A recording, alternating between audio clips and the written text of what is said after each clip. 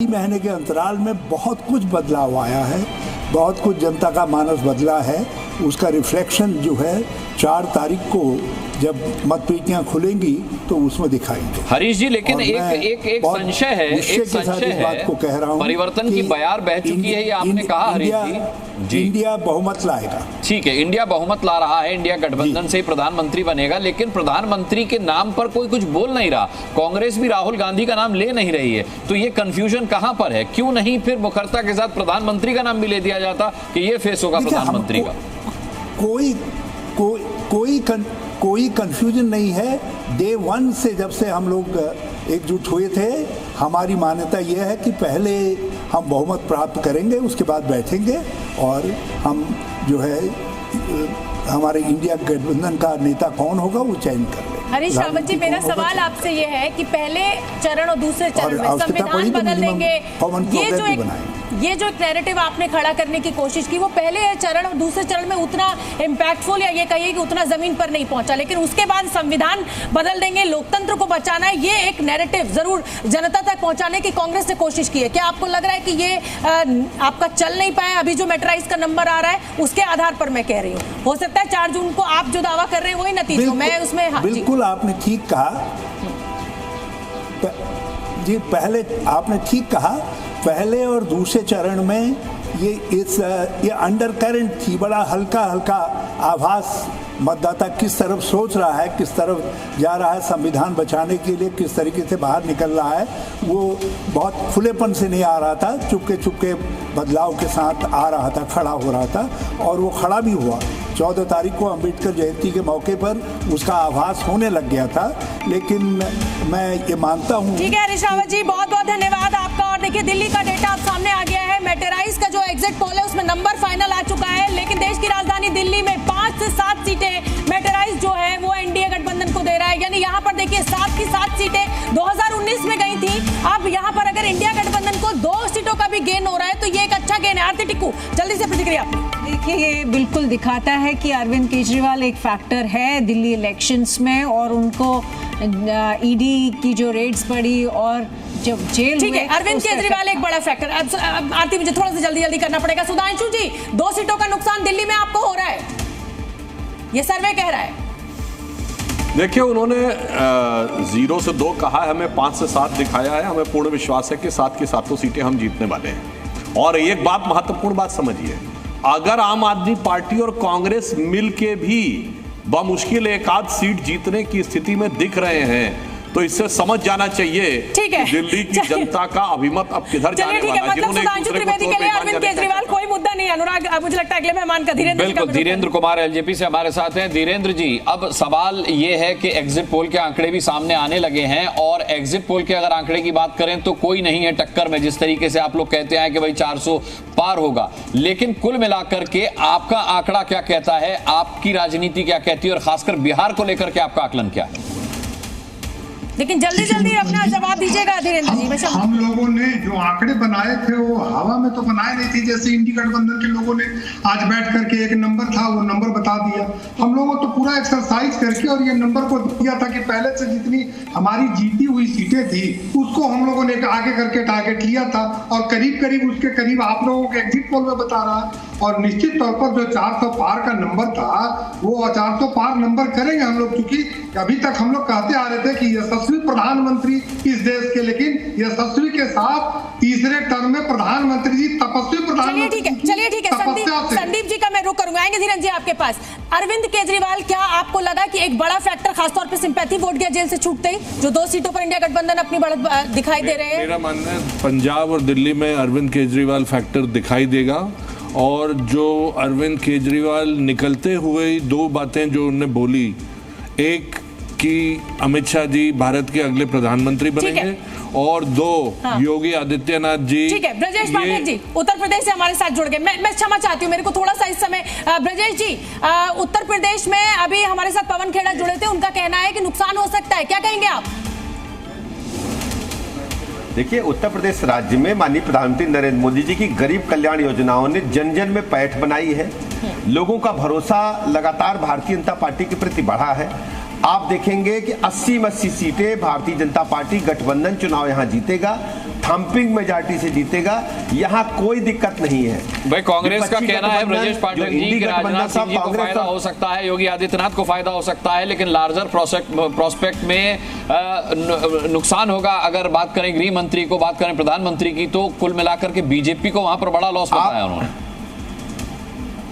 आप इंतजार करें, 4 तारीख को परिणाम सामने आ जाएगा। अभी सभी एग्जिट पोल में आपको यही आंकड़े दिखेंगे कि भारतीय जनता पार्टी गठबंधन प्रचंड बहुमत से 80 की 80 सीटें जीत रहा है, और आप देखेंगे कि जो एग्जिट पोल होगा इसी के आसपास आएगा। ठीक है, पर मेरा सवाल आपसे यह है कि पश्चिमी उत्तर प्रदेश या पूर्वी उत्तर प्रदेश, कहां ज्यादा चुनौती आपको मिली? कहां आपको लगा कि चुनाव में हमें डटकर मेहनत करनी पड़ेगी तभी हम इन सीटों को निकाल पाएंगे? पश्चिमी उत्तर प्रदेश वर्सेस पूर्वी उत्तर प्रदेश। दरअसल इंडी गठबंधन तो लड़ाई में ही नहीं था। अच्छा। प्रथम चरण में इनकी कोई ज्वाइंट रैली नहीं हो पाई। राहुल गांधी सिर्फ रायबरेली तक सीमित रहे, प्रियंका गांधी सिर्फ अमेठी तक सीमित रही, रायबरेली तक सीमित रही, और अखिलेश यादव जी स्पष्टता कही नहीं पाए कुछ।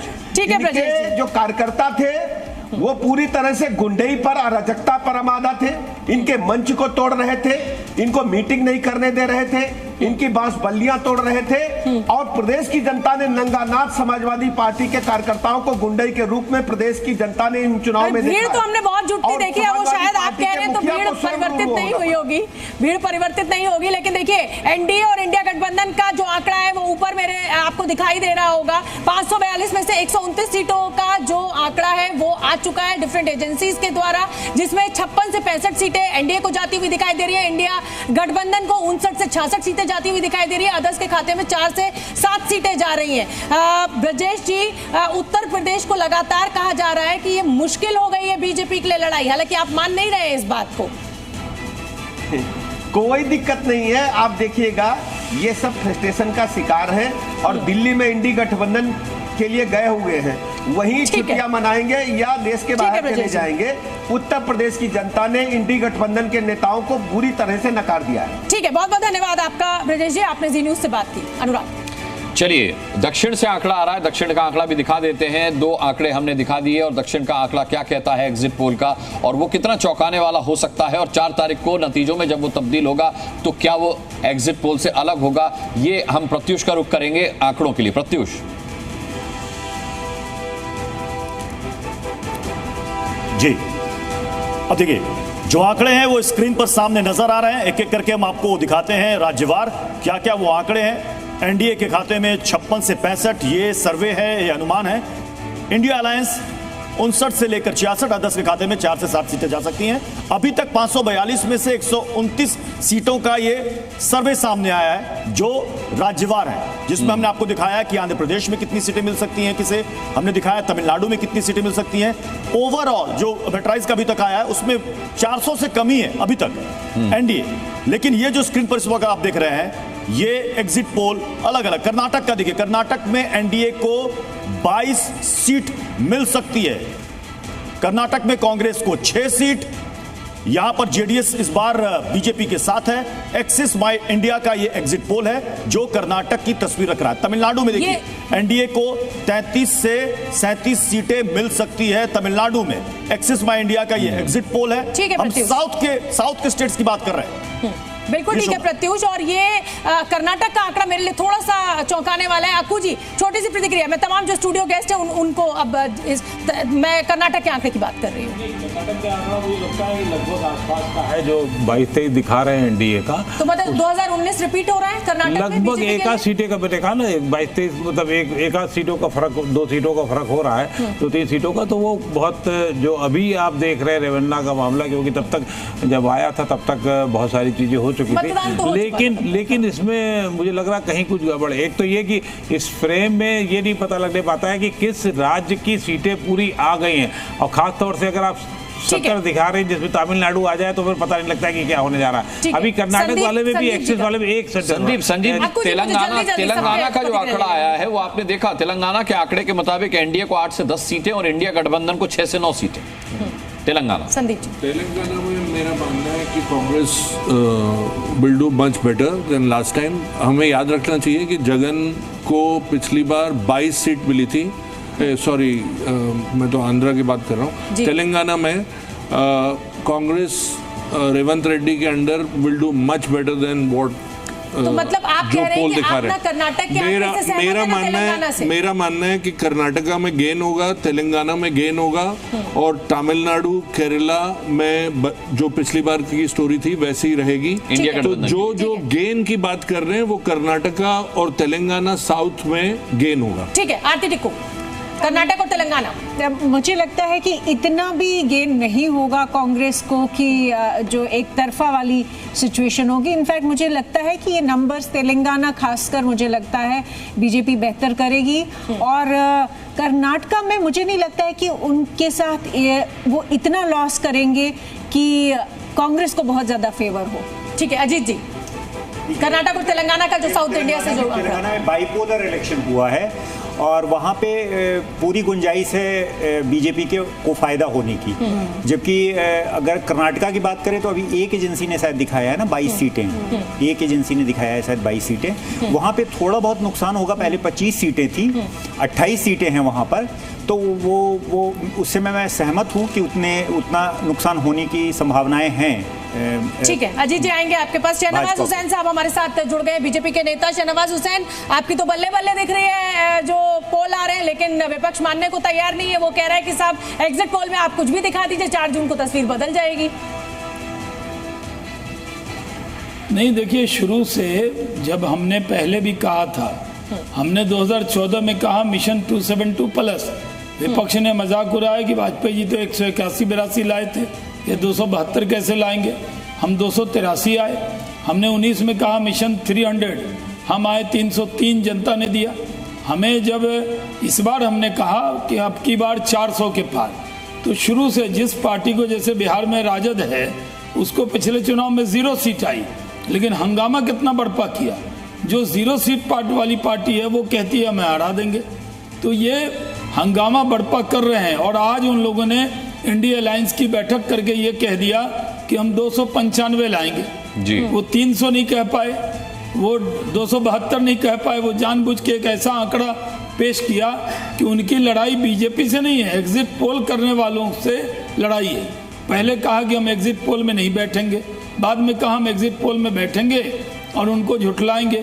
तो कॉन्फिडेंस आया ना सर, 295 के आंकड़े से कॉन्फिडेंस आया होगा, तो फिर अपना प्रवक्ता उन्होंने भेजा, क्या दिक्कत है इसमें?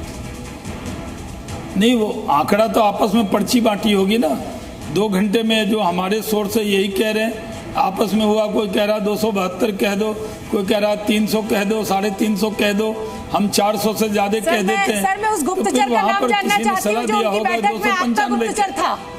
शहनवाज जी, मैं आपका गुप्तचर जानना चाहती हूँ जो उनकी बैठक में आपने प्लान किया हुआ है कि आपको इतनी अंदर की बात पता चल रही है।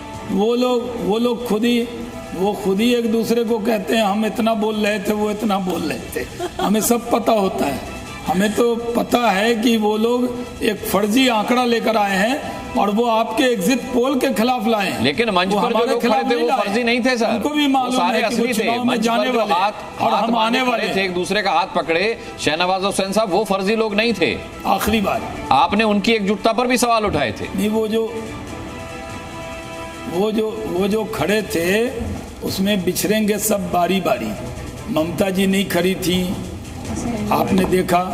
इस बार भी चुनाव में केजरीवाल साहब तो आज के बाद फिर खड़े रहेंगे ही नहीं, वो तो जा रहे हैं वापस तिहाड़। तो ये जो फोटो सेशन है इसको आप लोग संभाल के रखिए। अच्छा, ये बता दीजिए कि जीत का सेहरा सिर्फ और सिर्फ ब्रांड मोदी को ही है। साफ दिख रहा है कि इस जीत का सेहरा जो है कोई नैरेटिव ऐसा जिन्होंने जी सही कह रही हैं। देखिए, जिन्होंने जनता के लिए काम किया है, जिन्होंने इस देश की जनता को अनाज दिया है, जिन्होंने आयुष्मान भारत का कार्ड दिया है, तो जनता के काम आए हैं मोदी। जनता उनके काम आई है। आ रहे हैं मोदी, प्रधानमंत्री बन रहे हैं मोदी। पूरे मुल्क को मुबारक हो, जो मन में था वो आ रहे हैं मोदी। ठीक है, बहुत बहुत धन्यवाद शहनवाज जी, जी न्यूज़ के लिए आपने वक्त निकाला। तो देखिए, आंकड़ा आपकी टीवी स्क्रीन पर आने लगा है। एनडीए को अगर मैं बात करूं तो 32 सीटें, 542 में से 104 सीटों का रुझान हमें मिल चुका है। ये पॉलिस्टेट का आंकड़ा इस समय आपकी टीवी स्क्रीन पर है और मेटराइज ने तो एनडीए को जीत दिला दी है। शहजाद पूनावाला मेरे साथ स्टूडियो में मौजूद है। शहजाद, बल्ले बल्ले मेटराइज का सर्वे तो फिलहाल दिखा रहा है, लेकिन विपक्ष अभी भी आपको चैलेंज कर रहा है इस आंकड़े को लेकर। देखिए, सबसे पहले तो मैं केवल इतना कहूँगा कि आज जब चुनाव संपन्न हुए तो इलेक्शन कमीशन, आप जैसे टीवी चैनल्स को, देश के मतदाताओं को, सभी हमारे सेंट्रल फोर्सेस को, सभी को धन्यवाद करना चाहूँगा। और देखिए, ये हालांकि एग्जैक्ट पोल्स नहीं है, परंतु एग्जिट पोल्स जो है वो दिशा सही बताते हैं। 2014 में किसी ने ये प्रेडिक्ट नहीं किया था कि हम 282 आएंगे, उस समय पर भी 30-40 कम दिया था। 2019 में हम 303 कह रहे थे, तब भी 9 to 10 एग्जिट पोल्स ने हमें 270 तक दिया था, 30-40 कम दिया था। अभी भी जो आ रहा है डायरेक्शन एक तो कह सकते हैं कि सही है, परंतु जो आखिरी का नंबर होगा वो 30-40 इसमें बढ़ा दिया जाए तो हम कहीं ना कहीं 360-370 के आसपास बीजेपी आ जाएगी। सवाल ये बनता है कि ये क्यों हो रहा है। देखिए, 10 साल के बाद भी अगर प्रधानमंत्री नरेंद्र मोदी जी के नेतृत्व में भारतीय जनता पार्टी इस प्रकार का परफॉर्मेंस कर रही है तो इसका मतलब ये प्रो इनकम्बेंसी का वोट है, ये डिलीवरी का वोट है। एक तरफ मिशन और विजन के साथ काम हो रहा है और मुझे बताया गया अब इतना कंफ्यूजन है कि एग्जिट पोल को जिसने कल बॉयकॉट किया था आज उन्होंने स्वीकार लिया। राजीव रंजन भी हमारे साथ हैं। राजीव रंजन जी, ये एग्जिट पोल के नतीजे हैं और साफ तौर पर इंडिया गठबंधन का यह मानना है कि ये बदलेंगे 4 तारीख को, क्योंकि कई बार एग्जिट पोल के नतीजे और जो परिणाम है चुनाव के वो इतर होते हैं। तो 400 के पार आंकड़ा जाता तो दिखाई दे रहा है एग्जिट पोल के हिसाब से, लेकिन इंडिया गठबंधन इसको मानने के लिए तैयार नहीं है। वो कह रहा है 4 तक का इंतजार करना चाहिए। देखिए, वास्तविक आंकड़ों को लेकर के थोड़ा बहुत फर्क हो सकता है। मार्जिन ऑफ एरर अगर लोग कहते हैं तो निसंदेह उसकी संभावना रहती है, लेकिन जिस तरीके का ये लैंडस्लाइड विक्ट्री है आप इसको नकार नहीं सकते हैं। ये इन आंकड़ों में 2-4 आगे पीछे हो सकते हैं, लेकिन ये आंकड़े बिल्कुल बताते हैं कि एक सुविचारित लक्ष्य, उस लक्ष्य के अनुरूप साझेदारों का साथ उन्हें मिला। बिहार, नीतीश कुमार जी का साथ जुड़ना, अगर आप आंध्र देखेंगे तो निसंदेह नायडू का जुड़ना, जिस तरह से महाराष्ट्र की रणनीति है, महाराष्ट्र में उन्होंने एनसीपी और शिवसेना को अपने साथ जोड़ा, इसी तरह से कर्नाटक में जेडीएस का साथ आना। तो और कई राज्यों में, जैसे उन्होंने तमिलनाडु में स्थानीय स्तर पर AIADMK से अलग होकर वहाँ छोटी पार्टियों के साथ वहाँ खुद को जोड़ा।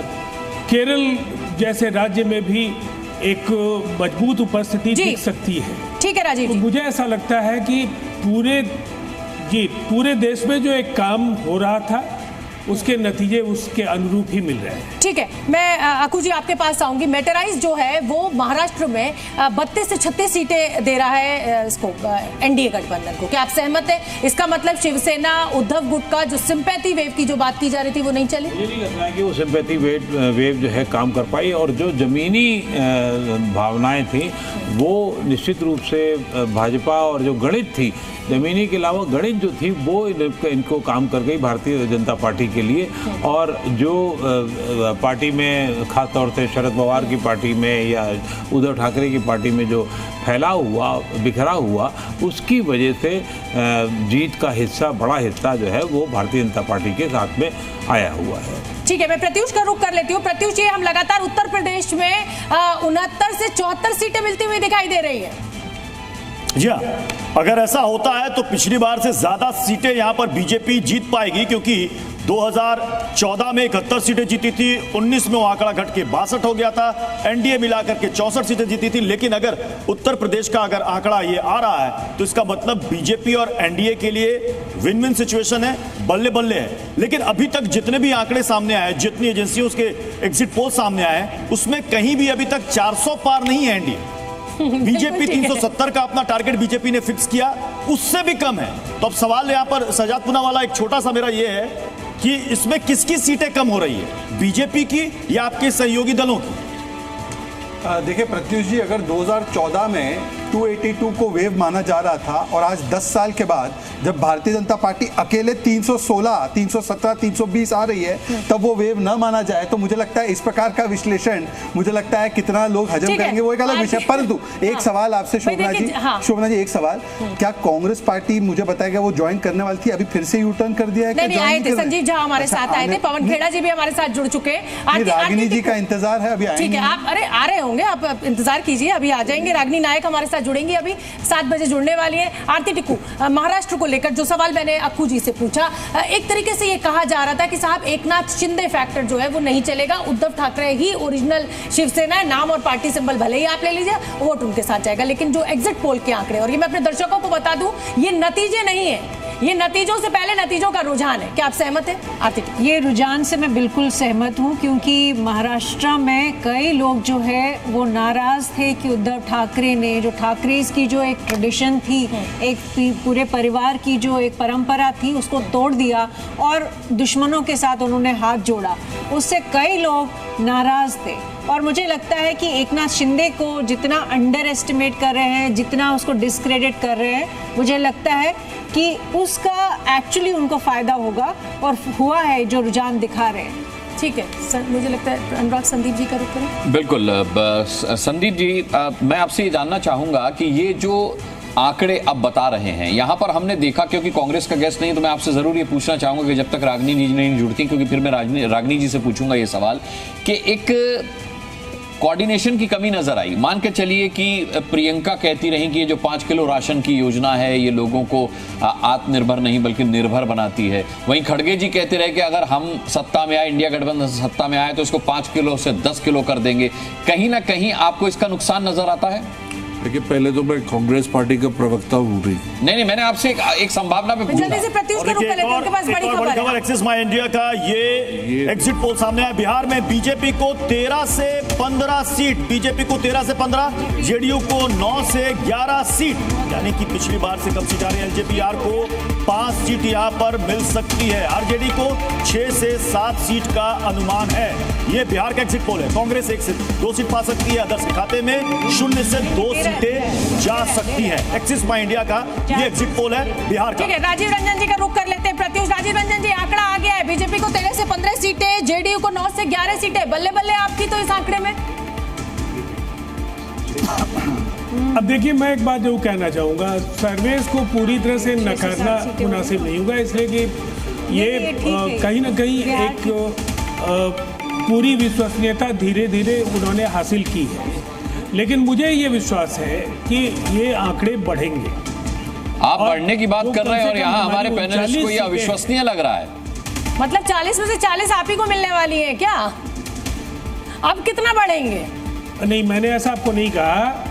मैंने सर्वे की विश्वसनीयता पर तो सवाल ही नहीं खड़ा किया, इसलिए कि अब जब सभी सर्वे आ जाएंगे, उनका जब आप जिस तरीके से उन आंकड़ों का औसत निकालेंगे, उसके आधार पर ज़्यादा प्रामाणिकता के साथ बातें कहेंगे हम लोग। लेकिन इतनी बात है कि बिहार की जमीनी स्थिति यह है कि हम लोग कम से कम 39 सीटें जो हमारी थी उससे कम नहीं। बहुत ही शानदार आंकड़ा दे रही है। संदीप जी का मैं रुख कर लेती हूँ, वरिष्ठ पत्रकार हमारे साथ हैं। संदीप जी, 40 में से 39 सीटें दे रहे हैं राजीव रंजन। मेरे को तो बिल्कुल नहीं लगता कि ऐसा होगा। मुझे लगता है कि तेजस्वी ने काफी जबरदस्त कैंपेन किया है और उस कैंपेन का कुछ ना कुछ तो फल उनको मिलना चाहिए। लेकिन आप ये तो मानेंगे ना कि बिहार में 3 पार्टियां हैं, जो भी 2 हाथ में ला लेती है तीसरे के लिए मुश्किल खड़ी कर देती है। वो तो हमने देखा ही है कि पिछले कई सालों से वो तेजस्वी, मतलब लालू जी, नीतीश जी और बीजेपी, वही तीनों में आपस में म्यूजिकल चेयर्स वाला गेम चल रहा होता है।